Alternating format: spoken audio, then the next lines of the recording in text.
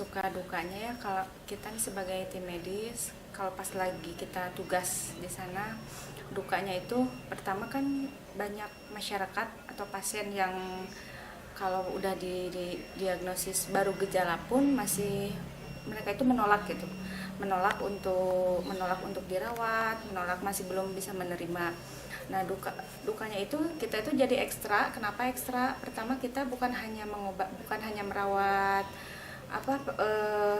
keluhannya, tapi psikologis pasien pun kita harus benar-benar perhatikan. Sebenarnya lebih ke psikologisnya. Kadang orang yang tanpa gejala pun psikologisnya itu masih kita ya harus lebih banyak memperhatikan psikologisnya.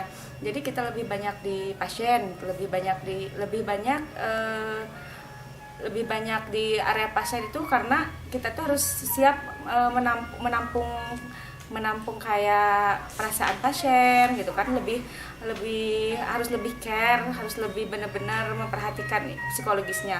Belum keluarga, dari pihak keluarga terkadang ada yang nggak menerima itu, kita sebagai perawat yang jadi sasaran ketidakterimaan pasien, kayak marah-marah, seperti menolak kenapa sampai dirawat, kenapa sampai didiagnosis COVID, kenapa sampai harus masuk isolasi. Jadi keluarga itu semua itu kita ke perawat untuk jadi kalau lebih ininya mungkin kayak sasaran di saat keluarga mungkin belum bisa menerima, tapi kalau memang kita udah memberikan penjelasan sedikit-sedikit pun mereka bisa menerima.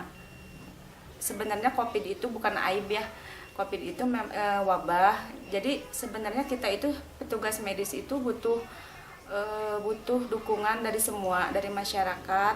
Kenapa kita butuh dukungan? Di sini kita cobalah masyarakat pun ikuti protokol kesehatan, dimana kalau masyarakatnya pun udah sadar dengan adanya wabah ini, dengan mengikuti protokol kesehatan, kita bisa meminimalkan penyebaran dari COVID itu sendiri. Di sini masyarakat alhamdulillah semua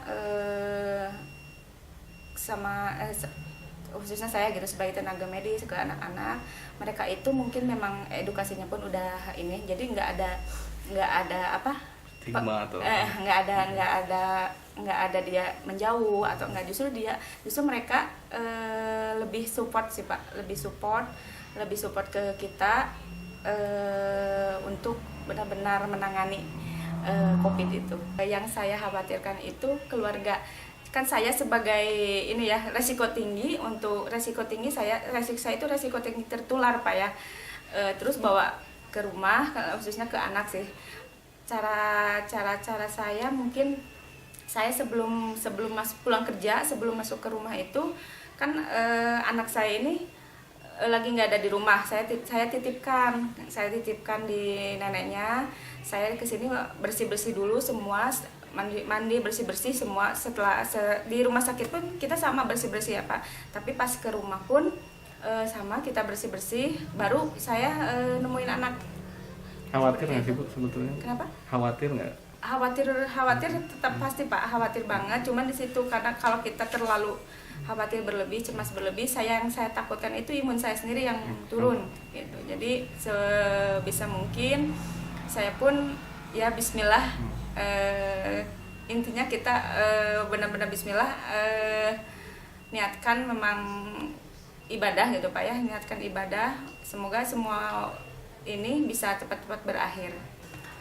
Sebelumnya saya juga ucapkan terima kasih yang sebesar-besarnya untuk Bapak Kapolri dan Ibu Ketua Umum Bayangkari atas penghargaannya kepada kami selaku tim medis, mungkin Bayangkari tim medis. Itu program dari Bapak Kapolri untuk kami sebagai dukungan buat kami. Saya rasa itu membuat kami pun lebih semangat, lebih ke support gitu Pak, agar kami tim Bayangkari tim medis bisa lebih semangat, lebih kuat untuk membantu mengatasi pandemi ini.